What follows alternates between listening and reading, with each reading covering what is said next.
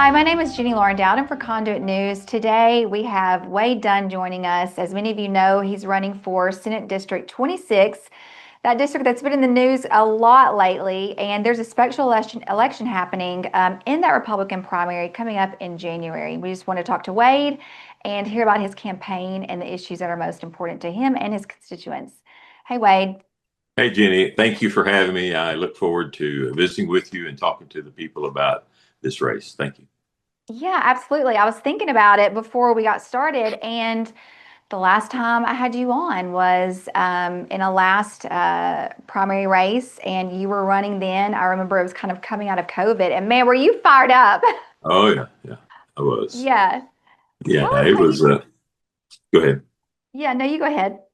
Yeah, it was an important election for me because I was running against a state rep that differs in our view of how children should be treated when they want to transition.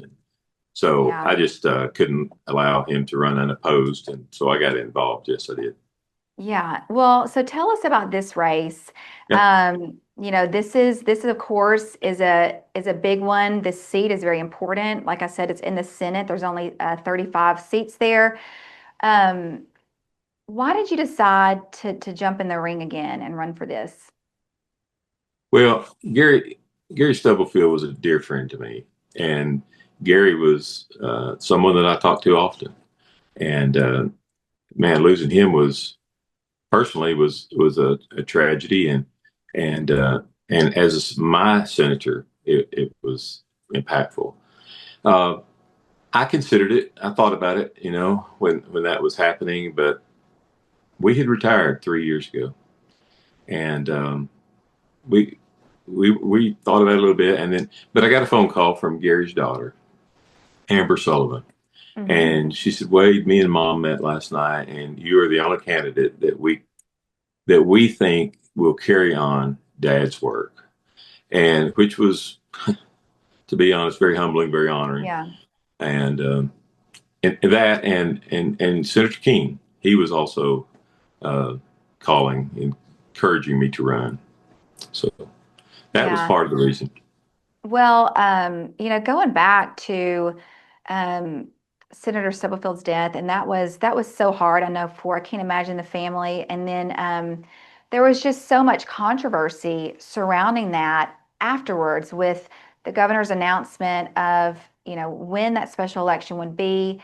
Um, I can remember Amber and King went down to Little Rock and spoke about it. What was your opinion on all that happening? Well, I think you go back to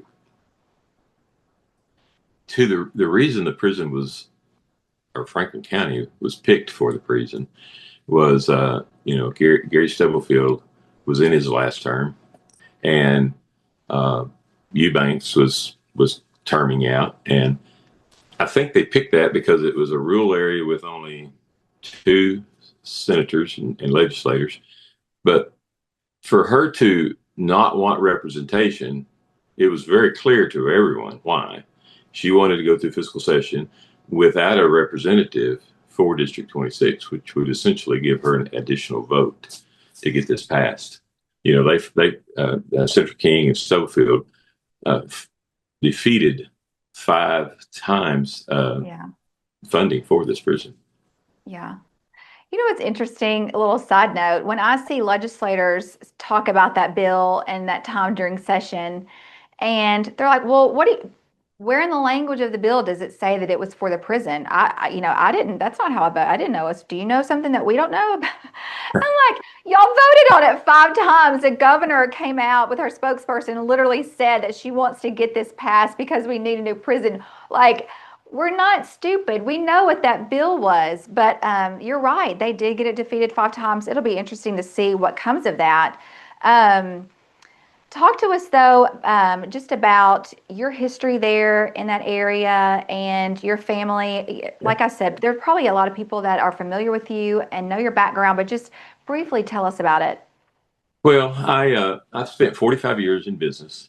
I went to work at Pepsi. I worked there for 25 years. I did just about every job there was to do at Pepsi, including running that location the last several years I was there. I served on several boards, including the Mercy Hospital Board, Carl Albert State College Board, uh, and I achieved everything there was to achieve at Pepsi and had opportunities to move across the country. Didn't want to do that. I love the River Valley, so I stayed here. After 25 years, my wife and I decided we wanted to do something for ourselves. So we went and bought Eastside Convenience Store, bought another convenience store, bought a vending company, ran those for 15 to 18 years, depending on which one we're talking Mm. about, and retired 3 years ago. I've been married to my wife for 43 years. We have one son and one special little 4-year-old grandson. So Oh, first time grandpa. yeah, that's wonderful. Well, being a small business owner, you and your wife, let's just jump into economic issues. What was that like here in Arkansas? Do you think Arkansas um, is friendly to small business owners, or do you feel like there's a lot of red tape there and regulations?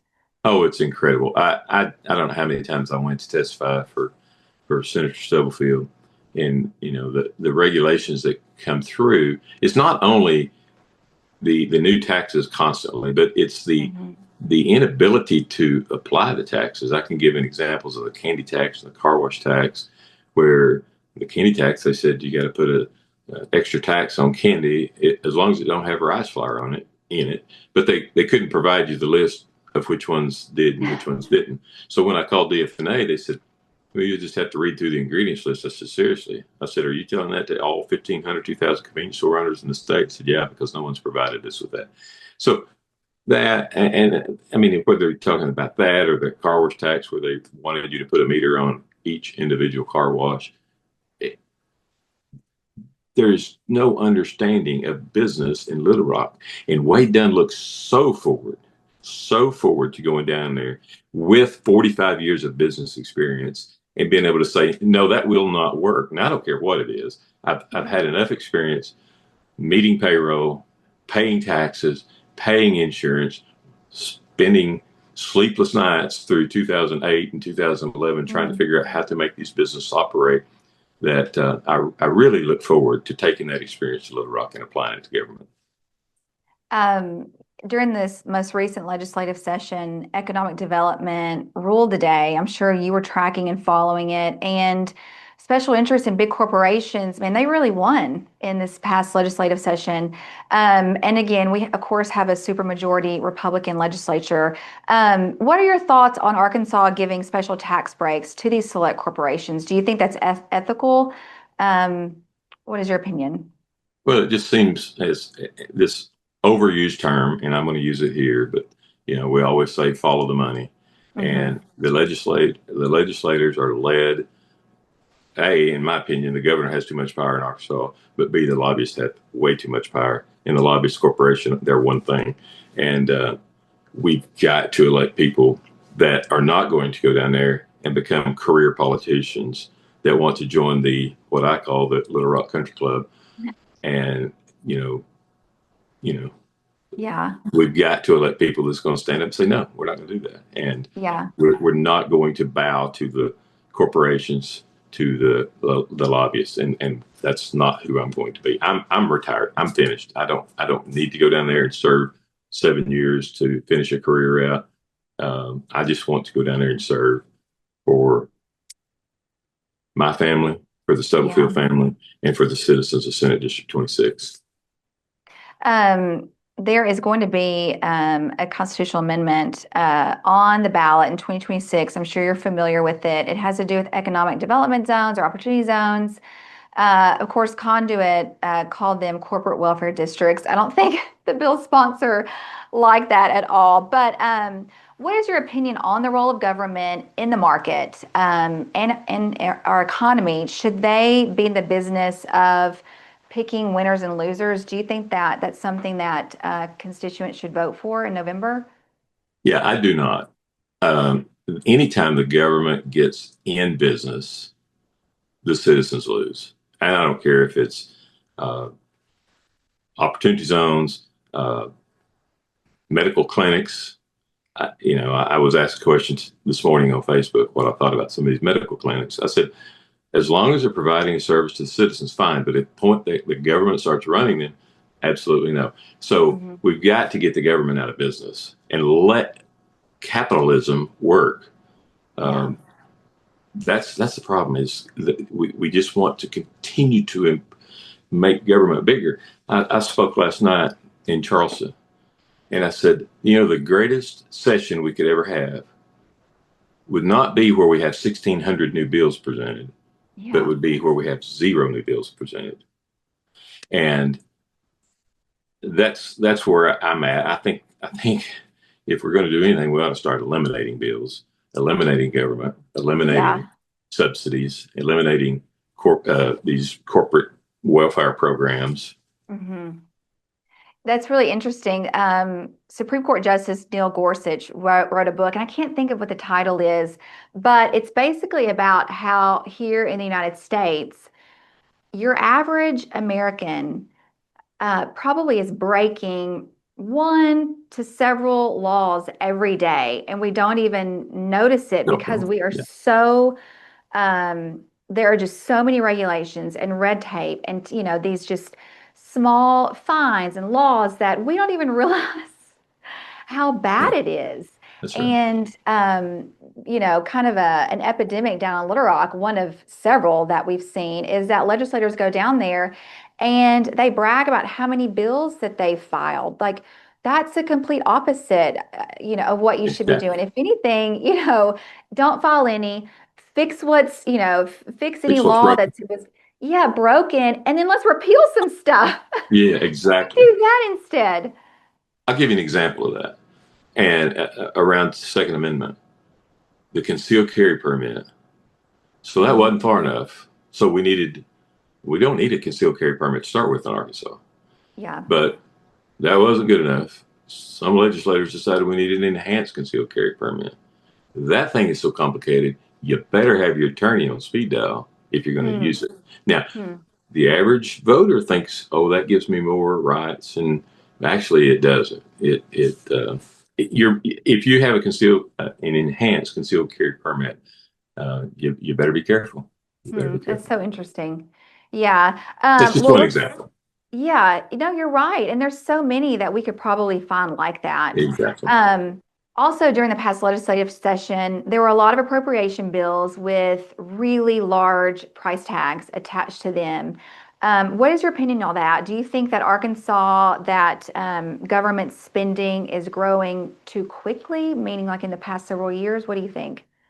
Yeah, if you look at the spending rate, um, and sometimes I think that's because we have these leftover dollars at the end of the year and this surplus, and a human has a tendency to spend what they have in their pocket, and I think the government's no different. But we have to be careful and cut back on spending where we can, and not think that we've got to provide everything to everybody. I talked to a young Yeah. man last night, and he was struggling, and he was like, I I I don't know how to make it. I'm just Mm, struggling.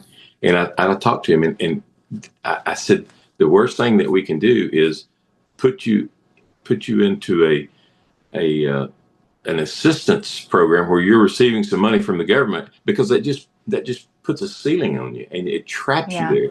I said, the best thing you can hear is hear my story. Hear my story when I was your age. Yeah. And I said, it's hard to see that from 22 years old, to see what you're going to look like at 62. But people need to have hope, and Mm. government funding, government assistance.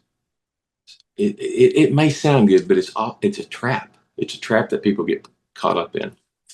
Yeah, you're right. And there was also a Medicaid expansion bill just this last legislative session, and that was again proposed by Republicans. And it's always so fascinating to me, like what you're saying. I think people are confused on really what the government's role is and what Yes. the government is responsible for. Um, you have legislators right now in office who campaigned on voting against a private option, Medicaid expansion, Obamacare. They campaigned on that we will absolutely not support it. And they're in office right now, some running again in the, primary election that voted in support of it. Yeah. And how do you reconcile our Republican principles with things like that? Well, Medicaid expansion is just another one of those traps that the government, it sounds good, it feels good, but it's a trap that people get caught up in. Do we need safety nets? Yes. But do we need that to become a lifestyle? Again, that trap that I'm talking about, absolutely not. People Yeah, need to understand that, yeah, at 22, life can be hard, but you sure don't need to be caught up in some program that's going to keep you there for the rest of your life. And so I will never support anything that becomes a lifestyle issue. Do we need to provide assistance to people when they're in trouble? Absolutely, we sure do. But I can't support yeah. something that's going to be permanent, ongoing for a lifestyle. Yeah, another, you mentioned the word trap, and I think a lot of parents felt this way, was the trap of government schools. And that was one thing that the legislature and Governor Sanders has done well, and that was, of course, school choice and the LEARNS Act. Yeah. There are questions surrounding the LEARNS Act and, funding for the future, but overall, Conduit supported and believed in that, parents know what's best and that funding should follow the child to their chosen school. What are your thoughts on LEARNS? I visited with several superintendents recently. Actually, yesterday I spent some time in Magazine, Arkansas, and was given some good information on school finance. And it was surprising to me to see that the state of Arkansas. This is not surprising, but the state of Arkansas says you should educate a child on about $8,000, give or take a few dollars. Hmm. And in Greenwood, Arkansas, 50% of that money comes state, 50% of it comes local. But when you go to the rural areas like Magazine, it's 75% from the state, 25% local. So that was interesting. But Hmm. where I come from on school choice, and I've said this in front of every superintendent, I've said it in every debate and every forum, is when the legislators and the Department of Education put together this thing called Learns Choice, it was a very complicated model Hmm. airplane is the analogy I Yeah. use. But when it took off, it was more like a 747 and things weren't working properly. So what I'm talking about there, I support choice, and there's always that but we have got to have accountability fiscally and achievement wise. So those private schools have got to test and in the same manner public schools do. And the voucher program where they're homeschooling, this buying $500-600 Shaquille O'Neal gaming chairs, chicken coops, and field trips to Vail. Uh, that's got to be cleaned up. So we have work to do. I support choice, but we do have to go in and clean it up. So, do you believe that the same, rules should be applied equally across the board to government schools, private schools, and homeschooling families? As far as testing, Okay. and I don't think it'd be the same rules. Okay. Testing, yes, but um, somehow we got to ensure that if we're going to spend taxpayer dollars on these students to be educated, regardless of in private school or public school, we need to see that they're being tested properly. Okay. And Um, yeah. and on the fiscal level, that would be different. We have to have accountability in public schools, and we do somewhat have that. But I Hmm. think we have to improve our accountability in the private schools and the homeschooling. I think Okay. there's work to be done there. Um, let's also talk about accountability. Switching gears again, going back to the legislature. What are your thoughts? I have a feeling I might know, but what are your thoughts on lobbyists? Should taxpayers be funding um, these lobbyists to basically lobby the legislature? No, and we've seen it over and over in Arkansas where legislators become lobbyists or legislators' family become lobbyists, and it's just this vicious machine that. Yeah. And absolutely not. We've got to put that checks and balances in there and eliminate that. Absolutely. Yeah, it's always interesting to me, and we've done an article about it, and people probably are like, "Stop talking about this. This is y'all talk about it all the time." But the state chamber and the Arkansas Association of Counties, they are not your friends down at the No. Capitol. And it's interesting because the Arkansas Association of Counties or the Municipal League, they will, there's a consultant, and then they'll, run a candidate, but then that consultant also lobbies, and like you said, it's just this very It's just cyclical machine. Yeah. And then one has to ask, are they really working on behalf of the constituent? I don't know. Representative Britt McKenzie tried to run a bill to stop this. And wait, I don't even think it got to the floor. I think yeah. it died in committee, didn't it? I think it They did. those organizations you're talking about are big government organizations. They're there to Mhm. support government. They're there to support the politicians who run to be in office and say they're going to support the people, but they just become big government politicians. Yeah. And we've got to get those folks out. And we have a few strong conservative Mhm. legislators, and we've got to continue to elect more of those and start building that so that it expands, and it can. I mean, there's some pretty strong candidates running this time.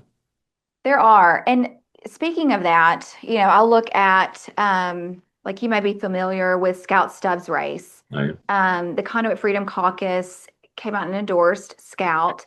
You look at her opponent, and the donations and the endorsements are really interesting to watch and to see who they come from. And when you look at these races, these Republican primary races, um, you know, you don't have to be that smart to figure out which one is the establishment pick, because you now have legislators, and this has become a massive trend in the past few years here in Arkansas.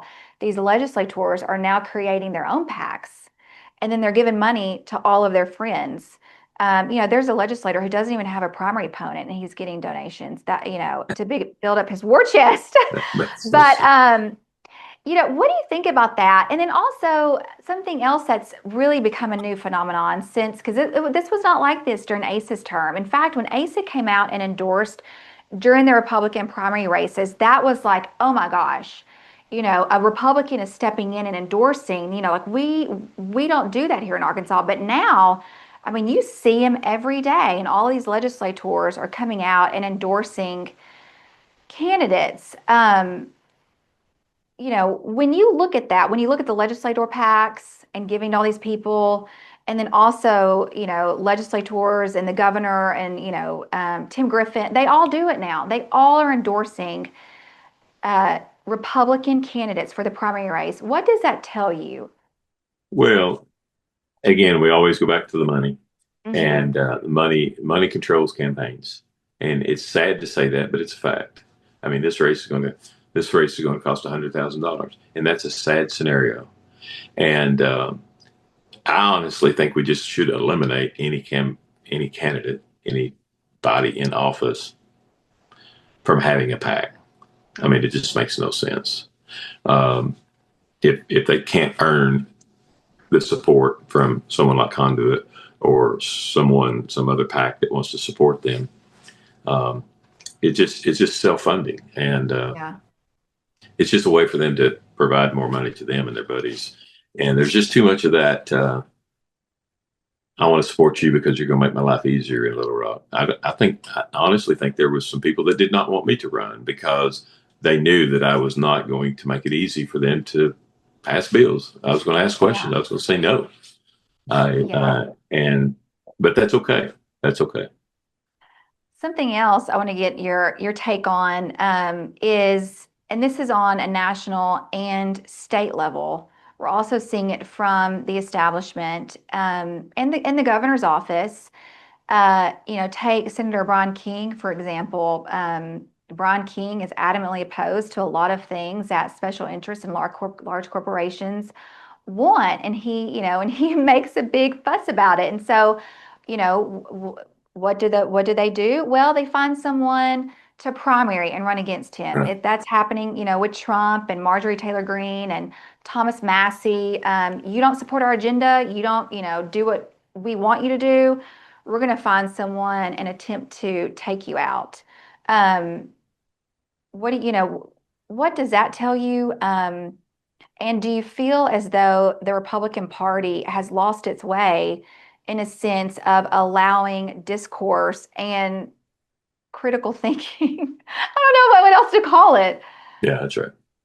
Or disagreement, not even really discourse, just disagreement.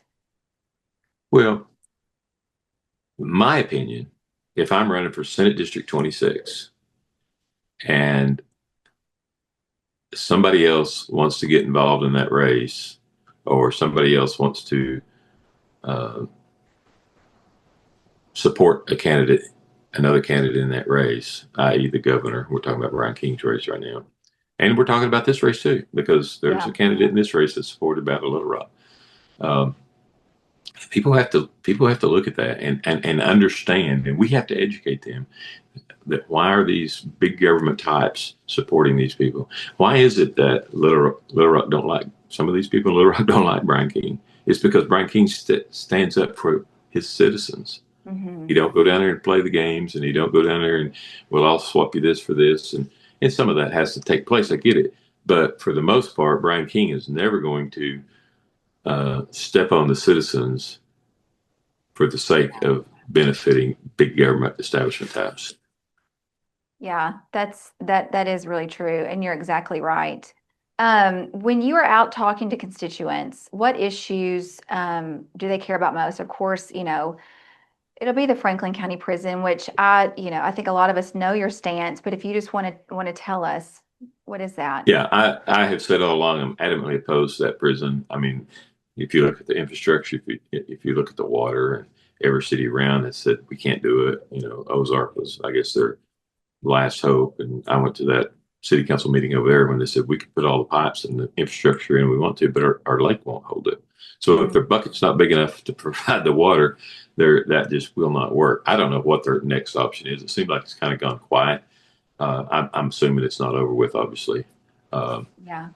but What else do people talk to you about, or do they have concerns about? Yeah, I tell you, the number one thing I hear outside of the prison is personal property taxes, seniors, and the issue that I hear is we've spent 40 years living the American dream, paying taxes, doing everything we're supposed to do.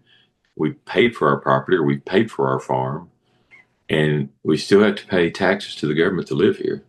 Hmm. And I'm proposing that we eliminate property taxes on seniors and veterans because if you think about it, they're really just one financial disaster away from losing a piece of property that they've spent their entire life paying for. Yeah. Or somebody's been inherited a farm and they can't pay the personal property tax, so they're having to sell off pieces and parts of it just to pay taxes. That's just not right. There's comes a time that these people have contributed enough to the tax basis, and we need to stand up for them, especially the veterans who signed up to go give their life for this country. And I just Yeah. think that's important. And just talking about Scout Stubbs after the Mansfield Forum, she called me a day or two after, said, "Tell me about this property tax deal. I'm interested." And Oh, so yeah. I did, and then Good. she got on board, and another candidate in this race recently got on board. So that's a good thing. I mean, people are seeing that that's a viable option, and if they're knocking on doors, I know they're hearing it. Yeah. Well, what about just completely eliminating it? Ron DeSantis is talking about that in Florida, but then people argue, well, we've got to have some of it because, for schools and that sort of thing. But would you support just completely eliminating? I would love to eliminate it completely if that was Yeah. possible. And there's one candidate that's in this race that likes to go around telling people that Wade wants to cut funding to schools because he wants to cut he wants to cut property taxes for seniors and veterans. That's a very weak point because, as you know, school funding is a constitutional mandate. We Hmm. can't cut school funding. School funding Yeah. cannot be. So, if we cut, 400 million or 500 million out of personal property taxes for seniors and veterans, then we just have to find that. And that's why I'm also saying we need to do Doge style initiative in Arkansas to eliminate some of these crazy costs and some of the things you talked about a while ago, these $500 million contracts to one family. And I would just love to be able to go line by Yeah. line and start Yeah. shaving costs. I was watching ALC yesterday and all of these contracts with Deloitte, and whoo, is it a lot? I It thought is. we It is. waste What a so way. much money. And what's even more just it'll make you crazy. It'll make you feel like you're in the twilight zone is when they get consultants to consult our state paid consultants. Yeah. Yeah. It reminds me of back when I was at Pepsi, we got into this process initiative, and we would have meetings about having meetings. It's the same thing you're talking about. It's just it just makes no You're like, are sense. we in a twilight zone? We've got to remember that we just need to be a small Turn this government. over to the private sector and it'll get done in 5 minutes at Yeah, half the cost. But government, exactly. throw more money at it. Yeah. What else do I want to ask you? It's something else that, a lot of people, conservatives, people that will vote for you, that they're concerned about, of course, it's the ballot-led initiatives, election integrity. The Supreme Court recently ruled that the legislature can amend citizen-led initiatives.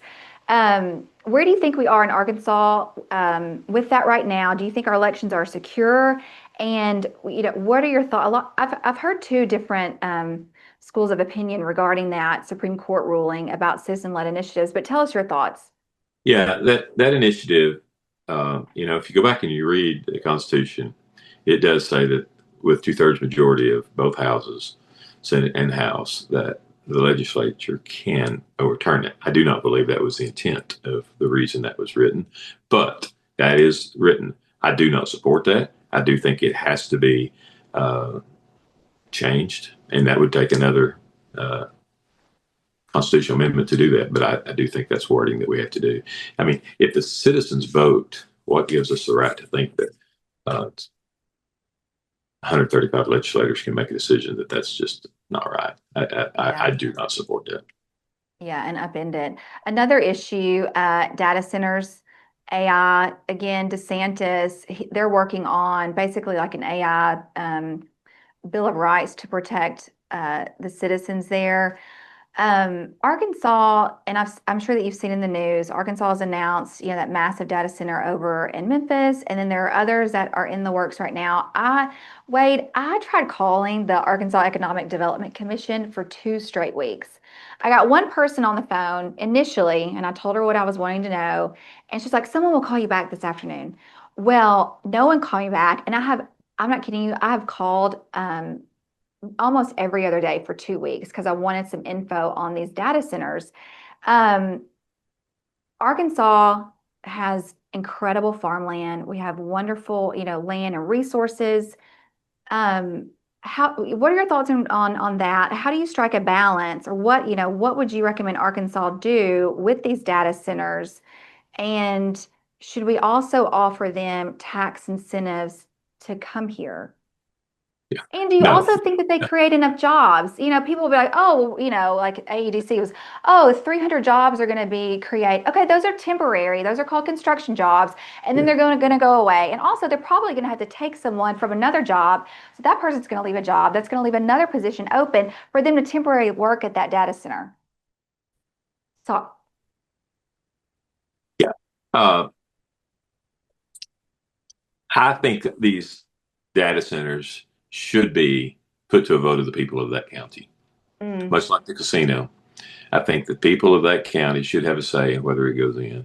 They are noisemakers. They are a draw on electricity. The one that they're proposing to put in Clarksville, they say that it will use 85 times the electricity that the city of Clarksville uses in the peak of the summer. wow. Uh, they come in and make all these promises that Clarksville School District, Lamar School District is going to be the richest in the state, and that all sounds good. But I spent 25 years at Pepsi, and I understand advertising and marketing, and that's what that is. I just think anytime we get confused on any issue, we have to get closer to the citizens with the answer, and that would be my proposal. And especially if you're building it like the one in Clarksville, which is basically in town.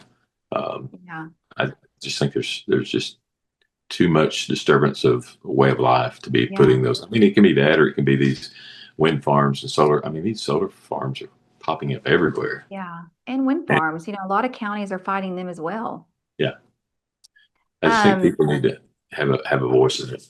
yeah, I think so too. I know that you've taken a lot of time to do this morning, so we'll wrap it up. But your special election is going to be here in two Yes. weeks. I mean, it'll be here, beginning of January. What do the voters in your area need to know? Well, this election is very important. As I've said before, Gary was a great conservative legislator. And I just ask people to look at each candidate and who do you want to replace Gary's legacy? Mm. Um, Maybe there's not a candidate out there that can replace Gary Stubblefield, but which one can most closely align with Gary's political agenda, including look at mine, look at my past, and look at what I'm saying. But it's very very important that we elect somebody that can honor that legacy of Gary. And this election starts January. This election is January the 6th. The special election starts December 30th. And what I ask everyone to do, and I will say it here, I want you to call 5 people on January the 5th and ask them to go vote for Wade Dunn, because this is going to be a low turnout. This is the only vote that you'll cast on that day is for this one race, and to get people out is going to be very important.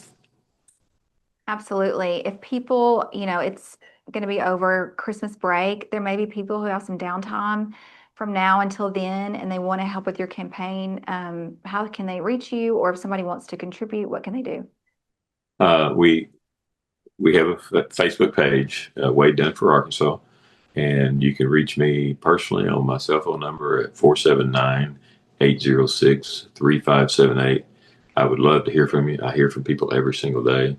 I spent 45 minutes on the phone last night after the forum in Franklin County, listening to a gentleman that was struggling with some issues. But, that's what Gary Stubblefield did.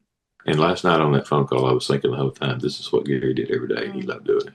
He loved serving people. And I want, I've spent 45 years working. I want to serve people. I want to help people. I've had a lot of experiences in life, and I want to be able to take that and help people over the next 7 years. Well, Wade, thank you so much for coming on Conduit. Maybe we can catch back up with you going into January 6th. If not, I know it'll be busy, but really appreciate you coming on talking with us and just wish you all the best. I appreciate it. Thank you so much for doing this, and Merry Christmas to everyone.